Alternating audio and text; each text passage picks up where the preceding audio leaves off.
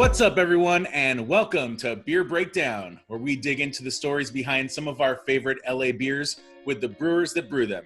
And today, I'm joined by Nic Bortolin, head brewer at 14 Cannons. Welcome to the show, man. Hey, what up, Gary? Thanks for having me. Yeah, how's everything going? You know, as best as they can be going right now. We're still pumping out some beers and canning beer and delivering a lot of beer, so we're hanging in there. Nice. Yeah, well, I appreciate you taking the time to join me on this today. For anyone that doesn't know 14 Cannons, who are you guys? What are you all about? We are one of the newer breweries in Westlake Village, so pretty North LA on the 101 up by Thousand Oaks. We're actually a showroom for the Marshall Group is how this beast got started. So they're a general construction company that specializes in building breweries. So what that means for us is I get all the best toys, all the fun equipment to play on, because the Marshall Group would like to be able to replicate any scale size brewery that they, that a customer wants to build. So we have just incredible technology packed into a little 2,000 square foot former office building here. Nice. And in terms of the styles of beer you like to create, or your kind of philosophy on what you're pouring at the tap room, like what is your approach there? I think one thing that we've kind of become known for is just the first word is clean. We make some lagers and they all are clean. We make a lot of different ales. We want them to be clean. Our IPAs are all West Coast IPAs, and we'll talk about Tyrannicide today and how we like a clean West Coast IPA. And I know just from talking to you in the past, like you have experience brewing in different parts of the world, and in specifically I think you were talking about Czech Republic before. So yeah, I was talk about that. Like, what's that yeah. experience like, and kind of how does it translate into what you're doing now? Yeah, the Czech Republic thing was studying abroad in college. So I was a home brewer all through college before I, made the transition to professional brewer. And that's what really got me into beer is this amazing culture over there. They basically invented the Pilsner, if you will. So I was just really enthralled with the culture of being over there. And when I came back to the States after studying abroad, it was like, I need to take this homebrew thing a little more seriously. And then found myself, I found a job, entry-level job down in San Diego, and the rest is history. Here we are.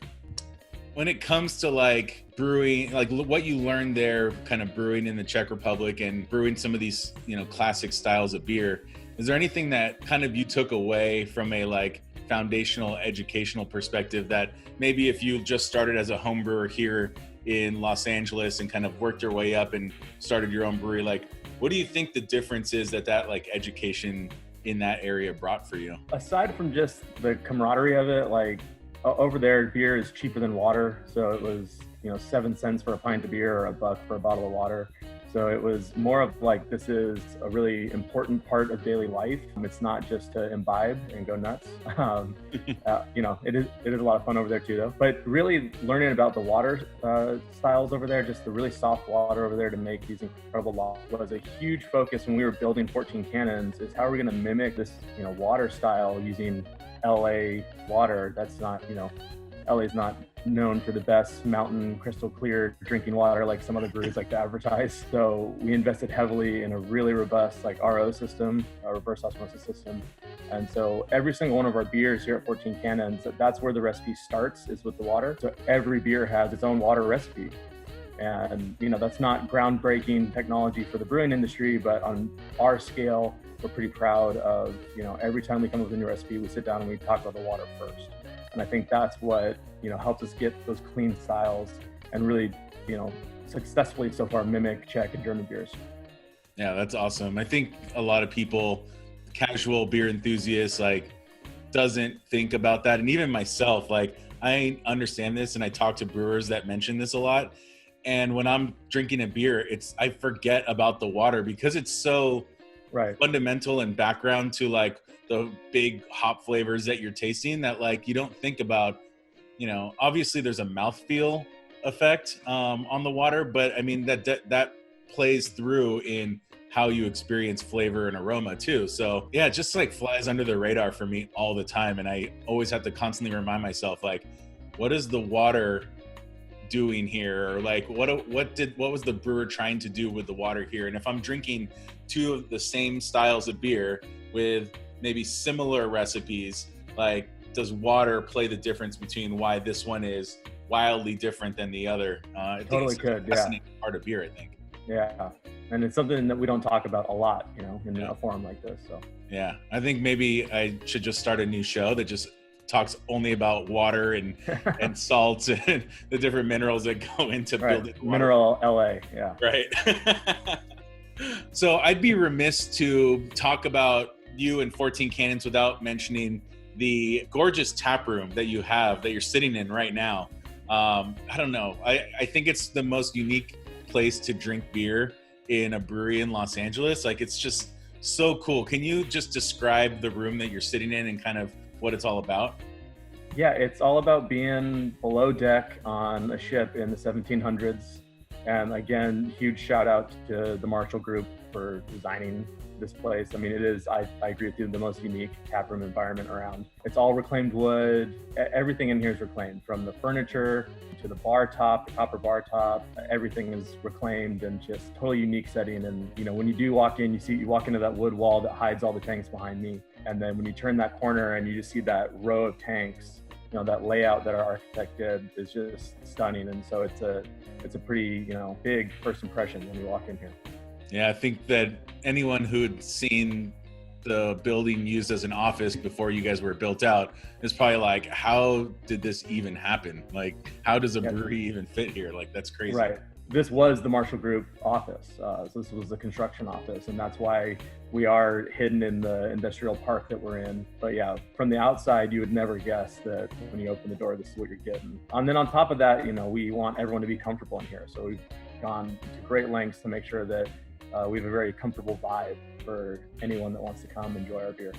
Yeah, it's super cool. I mean, anyone watching that hasn't been to 14 Cannons, when the time comes and everyone's opened up again, definitely you want to put that at the top of your list once we're able to go back and have a pint there. Just from lighting and the ambiance and everything there is just, it's a really magical experience. And from a consumer drinker experience, like, it's awesome.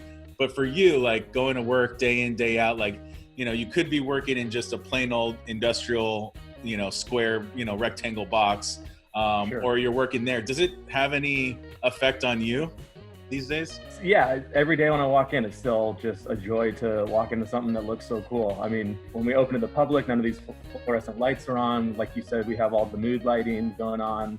So, sometimes we'll turn on the mood lighting to the tanks when we're brewing, and we'll light the tanks up. And, we like to joke that helps the yeast perform a little better. We give them some nice mood lighting. So, just be able to do stuff like that just, makes the atmosphere of working here great as well. You mentioned in the beginning your showroom for the Marshall Group, which allows you access to a lot of equipment and gear that a brewery your size typically don't see. Can you talk maybe about like one or two of your favorite pieces that you're like, I feel really lucky to have this? Absolutely. So we touched on the RO unit already, but we do have a centrifuge that's really robust here. So again, with the cleanness and the West Coast focus of our beers, they all are centrifuged, so they're clarified. The centrifuge has inline carbonation, which allows us to have really bright beers and, great microcarbonation, small bubbles in the beer, which we love. And then our other, I like to say toy, but serious piece of equipment is our Cody canning line. So all of our cans are filled under counter pressure, which is a big deal for us. Every big brewery in America fills everything counter pressure. So we feel that process should be repeated on the small scale as well, which leads to, better shelf stability for our beer and better shelf life for the beer. And it's just a responsible way to package. All right, so let's dig into the beer we're talking about today. You mentioned it earlier, Tyrannicide West Coast IPA, of course. So before we crack it open, talk to me about when you first brewed this beer, like how long have you been brewing it, and kind of bring me back to those early days of Tyrannicide. Sure. So the first thing, if no one's ever heard of the beer before, Tyrannicide's probably a weird word. So the Tyrannicide is really the story of 14 Cannons. The Tyrannicide was a ship that fought in the Revolutionary War, and Marshall's great uncle was actually the captain of this ship. So when The showroom concept was from day one what we were going to do. We were going to build this really bitchin' showroom in LA, but then trying to name it when we went, oh man, we're actually going to have to come up with a beer brand because we got a bunch of big tanks behind me and we're going to have to sell this liquid.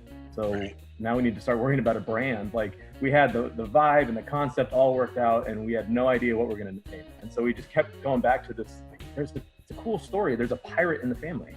Yeah. Like, and how do we do that without, like I like to say, like without being cheesy Johnny Depp, Right. you know, like we didn't want to be Pirates of the Caribbean. So without, you know, being cheesy Johnny Depp, how do we have this cool story? And we thought for a long time we'd be Tyrannicide Brewing Company because we're like, it's a cool name. It means tyrant killer.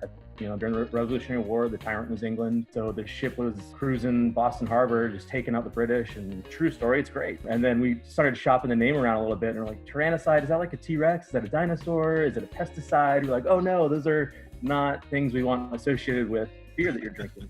So then one day we were just having a brainstorming session and like, it was just an aha moment. We were like, wait a second, how many like guns or, you know, cannons were on the ship? And the Tyrannicide was a 14 cannon gunship. So there you have it. There's the name of 14 cannons. And so from day one, we knew that Tyrannicide was going to be our flagship beer. So we're not going to name the brewing company after it. We'll go with 14 cannons. That can be cool. So we knew from day one that our flagship beer had to be called Tyrannicide. Mm-hmm. And so that story is on the can, you know, so the can gets a little wordy on the sides. Cool. But, you know, I enjoy, you know, sharing that story with everyone who drinks the beer. Did you know it was going to be an IPA at that point, or did you have any thoughts on that? Yeah, we hoped that our first flagship beer would be an IPA. Just we're in Southern California. Mm-hmm. We know it sells. And as much as I would like it to be our Pilsner, because I do love that beer, we wanted to move and sell really well. And one of the things, like right about the time we were planning this, is when YCH, the hop company that we get most of our hops from, came out with the new cryo hop. That's where they cryogenically freeze hops and remove just the pure lupulin powder from the hops. And they are now making pellets out of just pure lupulin powder. So it removes 99% of the vegetative matter. It's just the most concentrated form of what gives hoppiness its flavor and aroma. And so I knew that that'd be really fun, this new product coming out on the market. When we were trying to come up with a recipe for a flagship IPA, we started playing with all the varieties of the cryo hops that were available.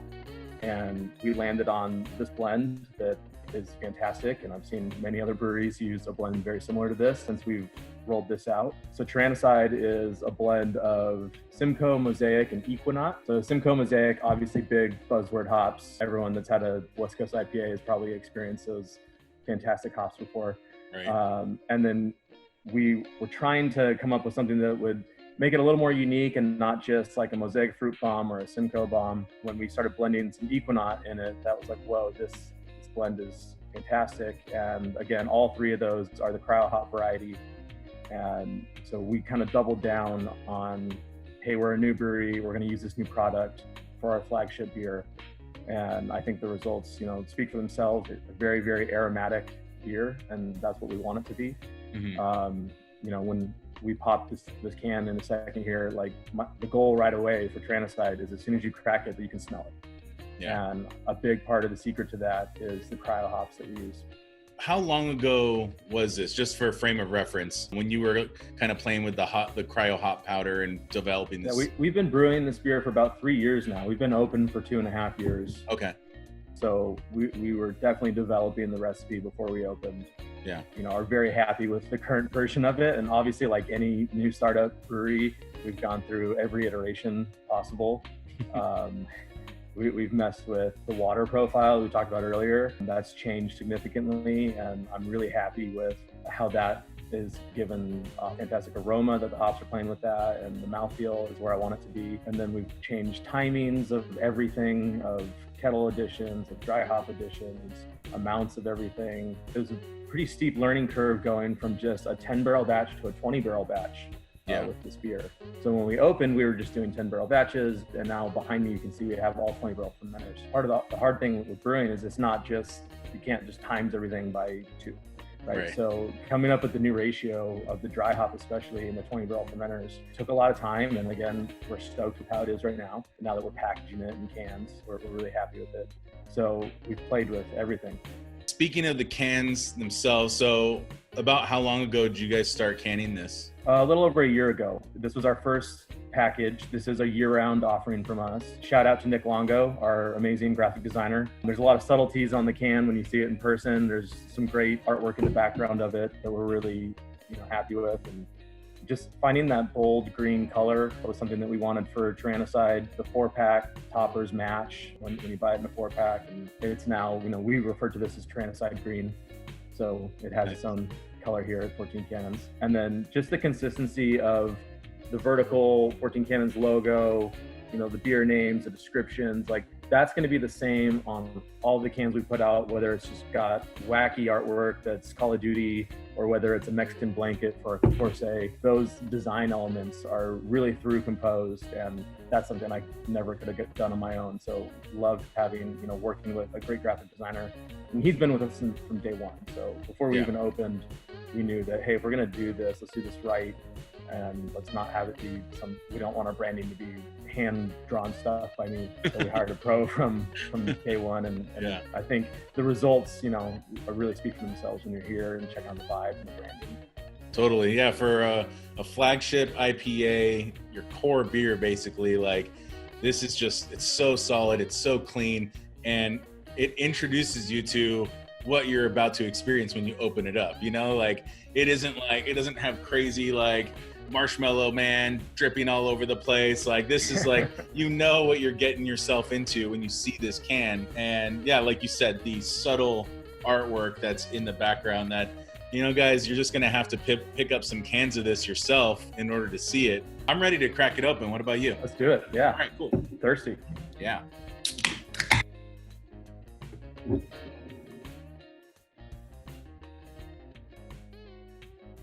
Oh man, that nose. It was like jumping out at me as I was pouring. Right away. That's what we want, is that big aroma right away. So walk me through it when you put your nose to it. What are you getting? Man, you're getting a lot of that Mosaic and Simcoe, obviously. But then that kind of nice little, almost like a spice that you get, like that spiciness on the back end of that aroma. That's that Equinox playing really well with the two.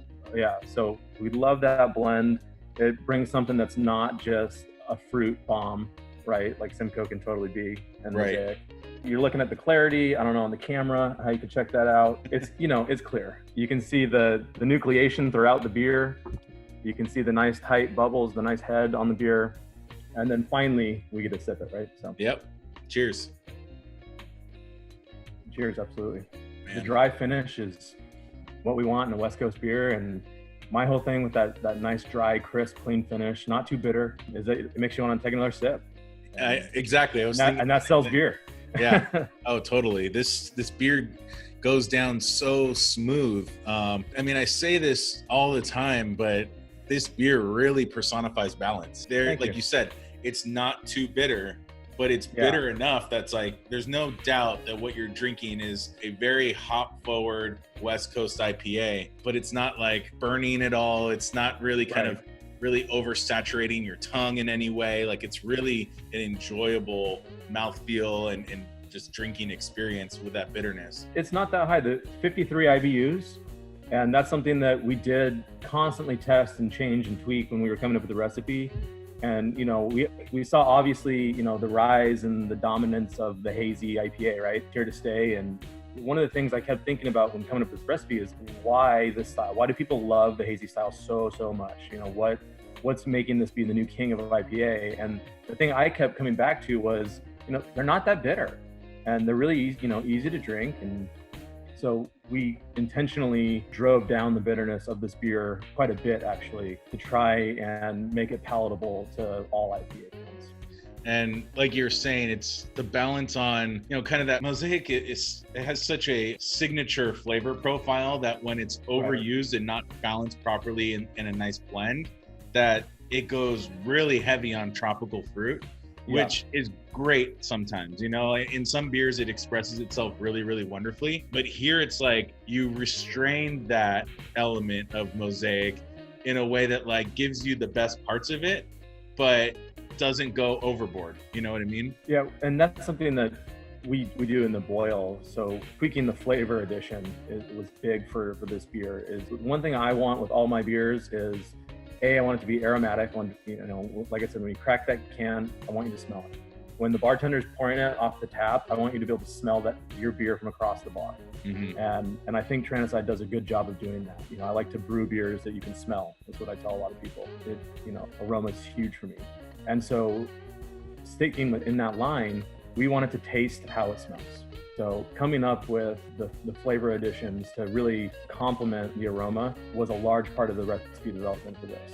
Yeah. You get that massive nose, and then you do get the same on the back end of the beer when you drink it. And with West Coast IPA, obviously it's all about the hops, but from a grain perspective, there's a lot of different ways that you can go. Can you talk a little bit about what you do from a malt perspective here? Sure. Yeah. So the first thing with this beer that we haven't mentioned yet is the ABV. It is 7.5, which is on the higher end of a single IPA, but I think we like to tell people that's because we like to party. So yeah. We keep our flagship up there a little bit with the 7.5, and it is just 2-row with a little bit of wheat. Okay. And that's something we've tweaked quite a bit. When we first started brewing it, we were adding just a touch of caramel or some caramel in there to add some residual sweetness because it was so dry. And we've now taken that out completely, and we're really happy with just quality 2-row base, and then there's some wheat in there for some head retention and to lighten the body a little bit. Yeah, nice. Yeah, the wheat aspect I think is an interesting touch too. Yeah, really nice drinking beer, and from a color perspective, it's just right where you want it to be. It's not too light. I come across West Coast IPAs that go all Pilsner malt and are like almost see-through like white. This has that really nice kind of bright gold. It's not too orange, it doesn't lean too heavy on like the orange side. It's not too yellow. It's like really just a nice middle ground, solid, bright gold, which is awesome to see. And like you said, the head retention is really nice on this beer as well. Aromatics just keep flowing out of it. Really nice. The mouthfeel too is, it goes down so smooth, in terms of how it's coating your mouth and kind of washing away. Like sometimes these beers can get a little bit heavy in the mouth, and sure, especially at 7.5. Yeah, this one's really nice. So yeah, this is kind of like one of those beers that you can drink really any time of day. And when you mentioned the ABV at 7.5, like that's kind of like when I came up in beer in San Diego, it's like Ballast Point Sculpin, Stone IPA, like those were beers that were like in that 7.5 range, and Alpine Nelson and things like that were just like, to me, that's a sweet spot. Like 7.5 is like where I want to be drinking an IPA. Sure. So I like that in this beer. Good stuff. Really, really good. And then from a yeast perspective, what are you using? Like what do you think the effects are here? What are you getting out of it? Totally. So you were just talking about that mouthfeel and the finish and everything. And we did experiment with several different styles of yeast via our house ale yeast when we were coming up with this recipe. And I can tell you that it's not your generic 001 Cal Ale yeast. So we went with something that is a little fruitier and a little more expressive. It's not a crazy yeast strain, but it's not your generic 001 that 400 brewers in San Diego are using for a good reason. It's great clean yeast. Cool, Nick. So if people want to pick up Tyrannicide IPA, or really any of 14 Cannons beers, I know buying beer right now is crazy and madness, but where can people get it? How's the best way for people to find these? Obviously, the brewery. Stop by if you're in the area. We're doing curbside pickup right now. We are also delivering. So if you're in our local delivery range, check out our website and we can deliver beer to your doorstep. And we are self-distributed, so we're really trying to stick to our Westlake area. So we're in the Valley a little bit, Thousand Oaks for sure, all the way up to Santa Barbara. Our best accounts locally are Total Wine. So Thousand Oaks Total Wine, Woodland Hills Total Wine, Northridge Total Wine. They take great care of us. We're in all the same regional Whole Foods as well. So Total Wine and Whole Foods, if you're really looking for some fresh cans, they'll have them. And then other than that, yeah, when you come to the brewery and check us out, please. Yeah, nice. So if you're in the immediate area and you haven't been to 14 Cannons, like what are you waiting for? Like hit them up, order online, pick up some beer to go, and mark that date in your calendar for when things open back up and we can visit them again. But if you're anywhere else in LA, you might have to travel a little bit or might have to seek this beer out. I'm here to tell you that it is 100% worth seeking out. Not just this beer, but there's a bunch of really good beers that you guys are putting out. I'd say a personal favorite of mine, in cans is Catorce, the Mexican lager. That's another really good one that I like. Sure. And then I'd call this my favorite beer in LA. And it's not just because you're on the Patient Pilsner. When you guys can that, that'll be the day for me. But I will continue coming and picking up that beer because literally my favorite beer in LA, I tell people that it's so good. Thanks. Yeah. We love it. Yeah. So guys, check out 14 Cannons, pick up those cans. Nic, thanks so much for joining today. Hey, thanks for having me. Cheers. Cheers, man.